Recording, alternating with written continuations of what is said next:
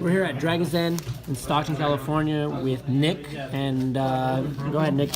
What did you do today? Yeah, so we drew twice today, but we also won twice today, so we technically went undefeated. Shout out to Billy, shout out to Dario, because we drew to them. Dario playing slow like always. Come at me. Alright, but we'll get into it, I guess. I was playing Ritual Beast. Cool. Ritual Beast? In this format, man?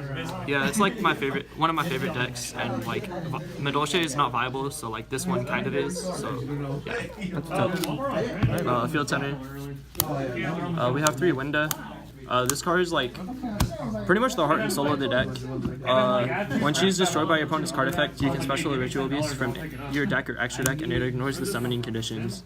So like she can protect you from multiple attacks in one turn, or like you draw her going second, you just turn your entire engine on, especially if you draw her with like D-Fisher or Macro, just like stuff like that. And she counts as she's a spiritual beast tamer, which means she counts as the spiritual beasts and the ritual beast tamer for your fusions, which is really important. And then other than that, we have the 3 Kanahawk, the Gold Sark. So like he's decent because he just gets name cycling, which you need early game. And then other than that, he's just like your best normal summon besides her. And then we have 3 Elder. He's actually just an Evil Swarm caster. He just gives you the additional normal summon. And so like him plus Kanahawk is your best opening turn 1, so you want to see him. All the other Ritual Beast monsters we play are 1-ups right now. So we have the 1 of Paleo, the 1 Petalfin, the 1 Rampenko, and then the 1 of each of the other tamers. So this guy just boosts. This is a Compulse. This is a Foolish. And then these 2 are both Reborns. It probably should be 2 of her, but I wanted to try other things out in the deck to see how they worked with the deck, so I cut down on the names. A lot of people like to play increased numbers of this. I just really don't like drawing this guy, because like you waste your extra deck, and your extra deck's really tight. And then I just played like hand traps. This one's kind of like counterproductive because you play Macro and D5 and you can't use it under those, but hand traps are only good going second, so in that case it doesn't matter. Then we have spells. We have the 1 Bond. It's literally just an El Shaddai fusion, so you just use it when you're trying to OTK, or like you can search it. Sometimes if you draw it, it's really good protection wise, but you don't really want to draw it. You just want to search it when you push into the game. We have the 1 DeFi, and then just like generics, just 2 Call By and 2 Scapegoat. Scapegoat's really good. You want it in the deck because it makes Boral Sword, and sometimes the deck like just can't draw enough engine to win. Call by the Grave, I wanted to try it out to see how I liked it in the deck, and honestly it's just like it's trash in this deck because you don't care if you get hand trapped. So like this is definitely coming out for other things. And then that's it, just the 6 spells. Like this deck doesn't play spells. Then traps, we have the 1 Macro because it's a god card, and then we have the Ritual Beast traps, 3 Steeds and 1 Ambush. I probably should be playing a second Ambush, but like I said before, I wanted to try other cards out in the deck to see how I like them, to fix it for moving forward. So we played the 4 names instead of the 5. We also played the 3 Torrential, because you can make Petalfin pass with subpar hands, and you have this set, and you have Steed set, and then you have multiple interruptions, and your Petalfin is going to be able to tag out as well, so you have a lot of protection. And then I played more hand traps, because Impermanence is good going first and second. I'm probably going to cut it down to 6 hand traps total, just because like the deck is bricky inherently, so like you want to play as few bricks as possible, and hand traps are technically bricks. And then we played the 3 Gauzen. This is like the only reason you can play this deck right now, because this shuts down everything except for like Trickstar, and so like you're just gonna win if you flip this and you have like a Petalfin and a Torrential. Extra deck.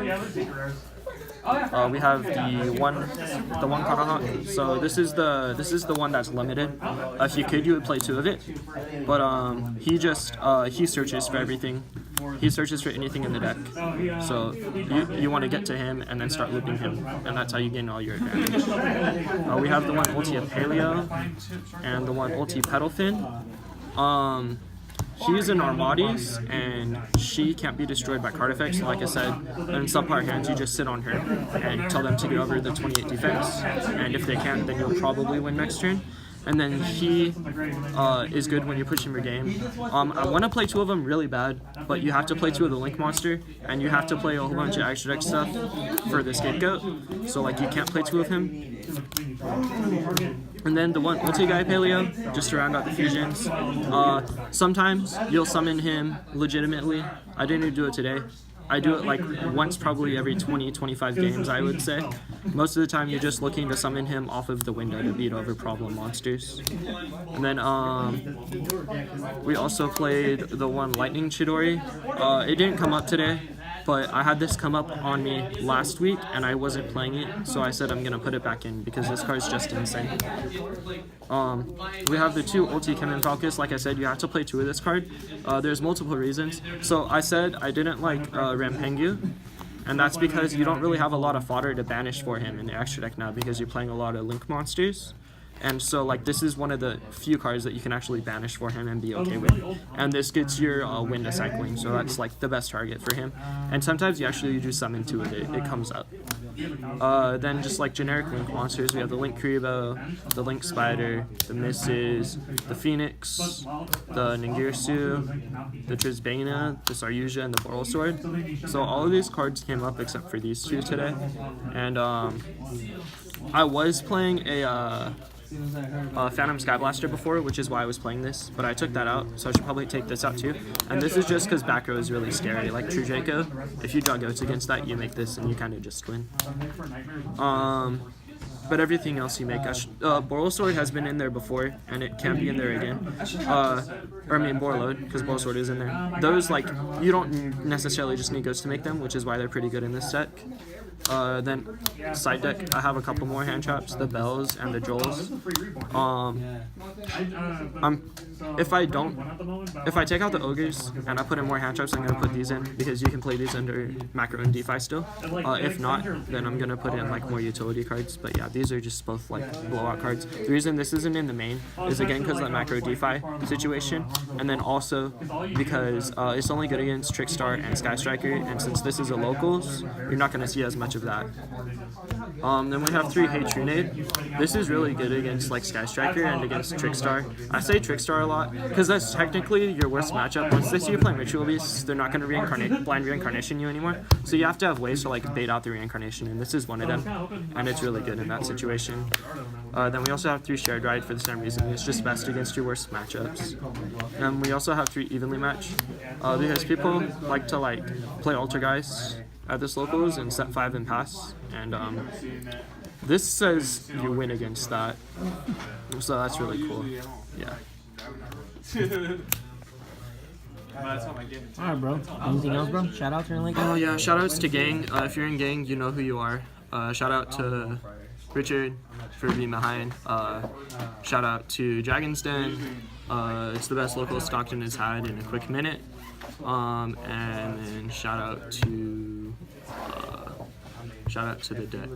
Shout out to Matt. I don't know if Matt knows this or not, but I bought this core off of him like 4 or 5 years ago. So yeah, shout out to Matt for giving me my favorite deck. Awesome, man. Thank Alright, you. bro. Thanks.